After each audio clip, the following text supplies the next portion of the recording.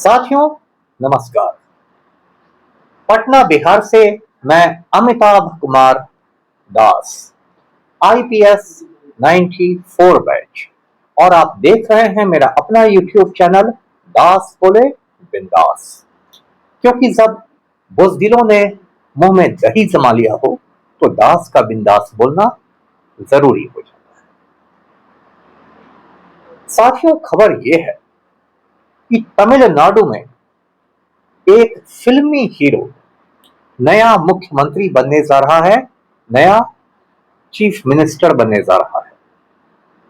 इस फिल्मी हीरो का नाम है थलपति विजय, और इस वीडियो को आप आखिर तक दिल थाम कर देखिए। साथियों, कहानी शुरू से शुरू करते हैं। थलपति विजय का मूल नाम है, ओरिजिनल नाम है जोसेफ विजय चंद्रशेखर, लेकिन पूरा तमिलनाडु इन्हें सिर्फ विजय के नाम से जानता है। और ये जो विजय है, ये तमिल फिल्मों के सुपर स्टार हैं। स्टार नहीं, सुपर स्टार। इतने बड़े सितारे हैं ये तमिल फिल्मों के कि एक फिल्म में काम करने के लिए इनकी फीस है 200 करोड़ रुपए।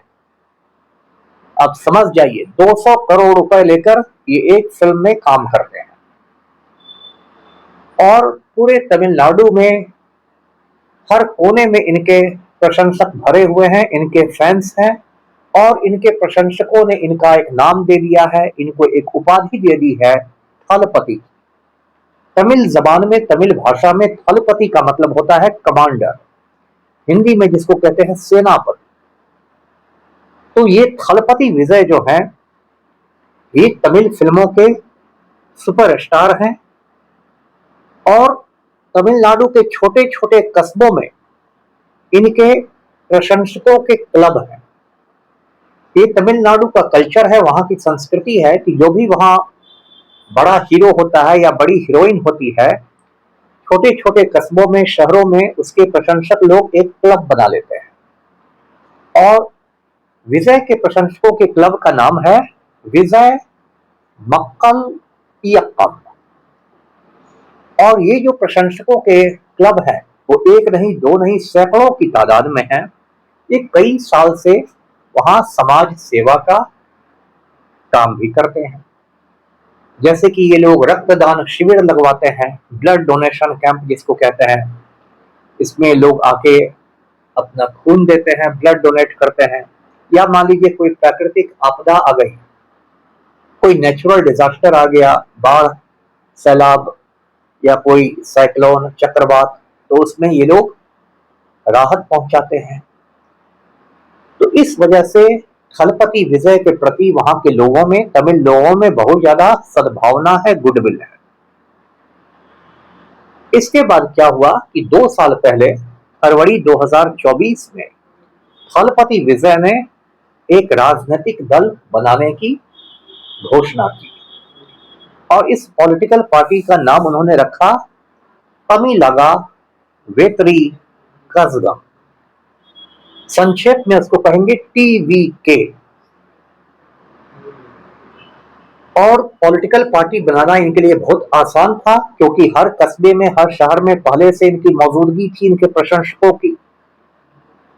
तो ये देखते देखते ये बहुत मजबूत पार्टी हो गई। उसके बाद भारतीय जनता पार्टी ने थलपति विजय को ये ऑफर दिया, ये प्रस्ताव दिया कि आप हमारे साथ आ जाइए और हम आपको तमिलनाडु का डिप्टी सीएम बना देंगे, उप मुख्यमंत्री बना देंगे।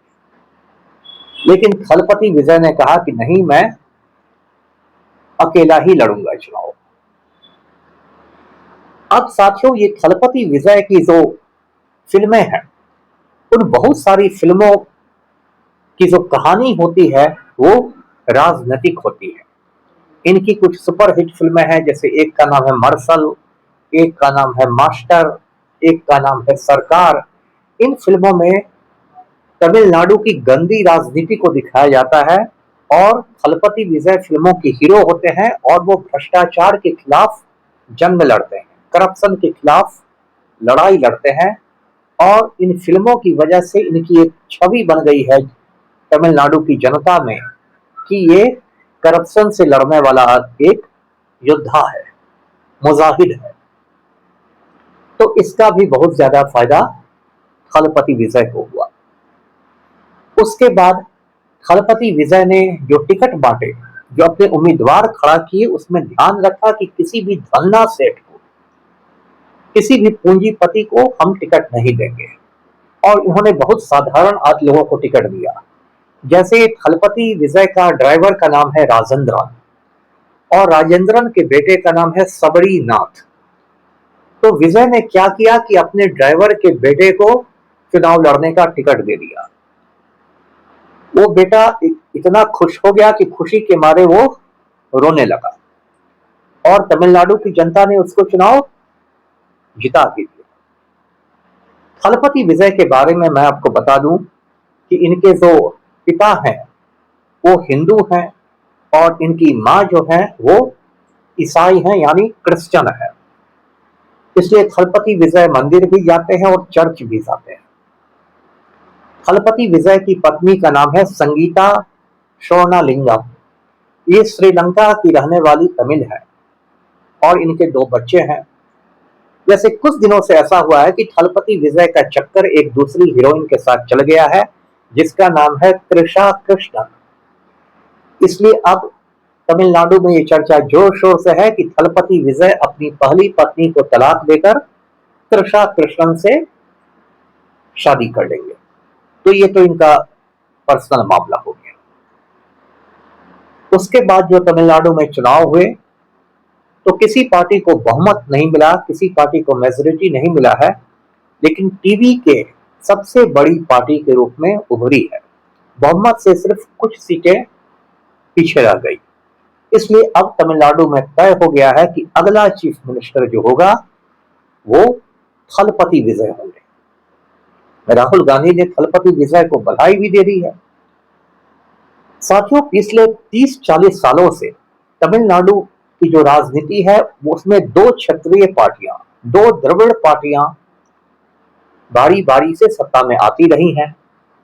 एक पार्टी है डीएमके, जिसके पहले नेता हुआ करते थे करुणानिधि और करुणानिधि के बेटे थे एमके स्टालिन, जो अभी मुख्यमंत्री थे, अब तो हट रहे हैं। और दूसरी पार्टी एआईएडीएमके, जिसके नेता थे एमजी रामचंद्रन, जिन्हें एमजीआर कहते हैं, और उनकी फिर प्रेमिका थी जयललिता। तो तमिलनाडु की जनता पिछले 30-40 साल से लगातार डीएमके, एआईएडीएमके, इनके चक्कर में बिल्कुल डूब गई थी और वो एक तीसरा विकल्प खोज रही थी। तीसरा विकल्प के रूप में आ गया थलपति विजय और उनको